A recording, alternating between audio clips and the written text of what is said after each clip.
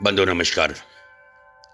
जब नेताजी हिटलर को पहली बार मिलने जर्मनी गए तो हिटलर के आदमियों ने उन्हें बाहर प्रतीक्षा हॉल में बैठा दिया। नेताजी उसी दौरान बैठे हुए किताब पढ़ने लगे। थोड़ी देर बाद एक आदमी आया जो कि हिटलर का हमशक्ल था और नेताजी के साथ बात करके चला गया। नेताजी ने कोई भाव नहीं दिया, कोई दिलचस्पी नहीं दिखाई। कुछ ही समय पश्चात एक आदमी और आया जो कि हिटलर का हमशक्ल था। वो बातचीत कर रहा था लेकिन नेताजी उसे भी भाव नहीं दे रहे थे।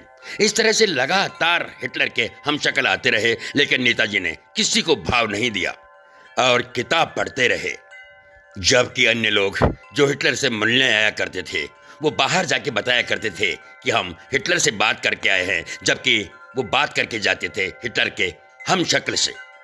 अंततः काफी समय के पश्चात खुद हिटलर आया और आते ही हिटलर ने नेताजी के कंधे पर हाथ रखा।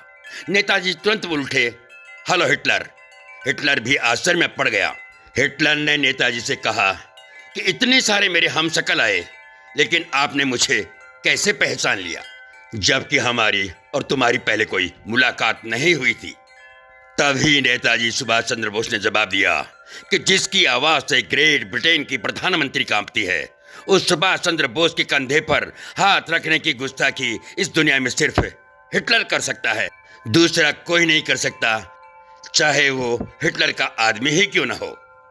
जी हाँ मेरे प्यारे भारतवासियों, ऐसे थे हमारे नेताजी सुभाष चंद्र बोस, जिन्होंने कहा कि तुम मुझे खून दो, मैं तुम्हें आजादी दूंगा।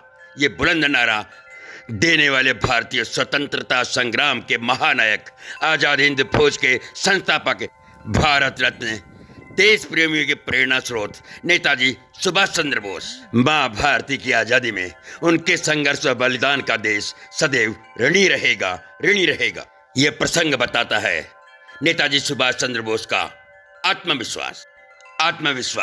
जय हिंद, जय भारत, वंदे मातरम।